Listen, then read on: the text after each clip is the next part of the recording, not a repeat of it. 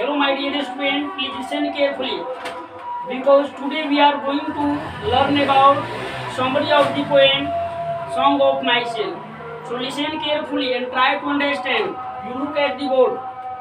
Summary of the poem Song of Myself. Song of Myself जो कविता है 12th class की पोएट्री सेक्शन, उसमें दूसरा चैप्टर है। कौन चैप्टर है? यह दूसरा चैप्टर है, chapter number 2 song of my self. इसके समरी के बारे में आज हम लोग पढ़ने जा रहे हैं। लिखा हुआ the song of myself is a very nice poem written by Walt Whitman. Song of myself जो है यह बहुत ही सुंदर कविता है जिसे वाल्ट व्हिटमैन के द्वारा लिखा गया। The song of myself is a very nice poem written by Walt Whitman. Song of myself जो कविता है यह वाल्ट व्हिटमैन के द्वारा लिखा गया बहुत ही सुंदर कविता। ही एंजॉयज हिमसेल्फ, वह अपने आप आनंद लेता है। And sing for the self, और अपने आप के लिए गाता। कवि जो है इस कविता में खुद ही गाते हैं और खुद ही आनंद लेते हैं। अकॉर्डिंग टू दी पोएट, कवि के अनुसार every atom belongs to him, belongs to every human being. मनुष्य जो है, मनुष्य के अंदर, प्रत्येक मनुष्य के अंदर एक ही कण है, एक ही कणों से मिलकर के प्रत्येक मनुष्य बना हुआ है। The human beings are made of same soul. मनुष्य जो है एक ही मिट्टी से बने हुए, मतलब जो मिट्टी से हम लोग बने हुए हैं उसी मिट्टी से दूसरा व्यक्ति भी बना। मतलब कहने का प्रत्येक व्यक्ति के अंदर जो कण है, मिट्टी के जो कणे हैं वह एक ही मिट्टी से बनी हुई है। They are born from parents, वे लोग अपने अपने माता पिता से जन्म लिए। And their blood is same, और हम लोग भी अपने अपने माता पिता से जन्म लिए और सभी के खून एक है।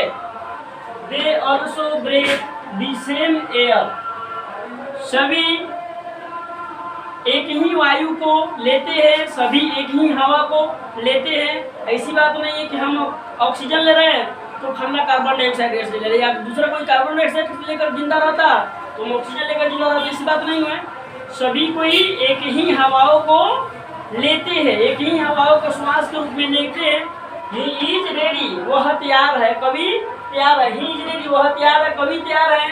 To every danger in his life, कवि अपने जीवन के प्रत्येक खतरों के लिए तैयार है। कवि अपने जीवन में प्रत्येक खतरों के लिए क्या है? तैयार है। He accept that life is not dead or process, कवि स्वीकार करते हैं, मतलब वह स्वीकार करते हैं that की लाइफ इज नॉट डेड और प्रोसेस। मनुष्य की जो जीवन है वह गुलाबों का सेज नहीं है, इसमें बहुत सारे दुख और तकलीफ से भरा हुआ है। जिंदगी मनुष्य की होती है, इसीलिए कवि बता रहे हैं ही एक्सेप्ट्स, कवि स्वीकार कर रहे हैं दैट की life is not the dead of process, मनुष्य की जो जिंदगी है वह गुलाबों का सेज नहीं है।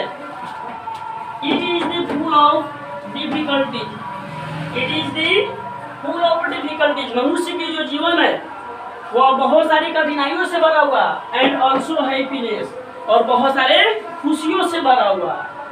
हेंस, अतः यहाँ पर आप चेंज है, हेंस अतः द पोएट फील्स दैट, अतः कवि महसूस करते हैं कि life is the finest gift given by God, मनुष्य की जो ये जिंदगी है वह भगवान का दिया हुआ बहुत ही खूबसूरत इनाम है।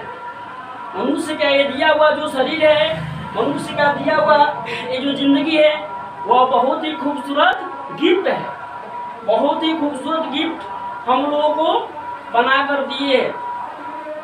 द पोएट सेज, कवि कहता है कि that everyone should think that, प्रत्येक व्यक्ति को सोचना चाहिए कि there is nothing in life, मनुष्य की जो जिंदगी है इस जिंदगी में कुछ नहीं है, मनुष्य की जिंदगी में कुछ नहीं है। कवि कहता है कि मनुष्य की जो जिंदगी है, मनुष्य को ये सोचना चाहिए कि मनुष्य के जीवन में कुछ नहीं है, नथिंग। सो इसलिए we should always be happy, इसीलिए जब ये बात हम लोग जान रहे कि मनुष्य की जिंदगी में कुछ नहीं है, इसीलिए हम लोग को हमेशा खुश रहना चाहिए। And try to make other happy, और कोशिश करनी चाहिए कि दूसरा कोई भी खुश रहे। जैसे हम लोग खुश रहने का प्रयास करते हैं, इसी तरह से दूसरों को भी खुश रखने का प्रयास करना चाहिए। Thus the poet mean to say, इस प्रकार कवि के कहने का अर्थ यह है, कवि के कहने का भाव यह है कि that की there is no difference, कोई अंतर नहीं है between the two human beings, मनुष्य की जो जाति है, इस मनुष्य के जाति में दो व्यक्तियों के बीच में कोई अंतर नहीं है और न ही कोई अंतर समझना चाहिए।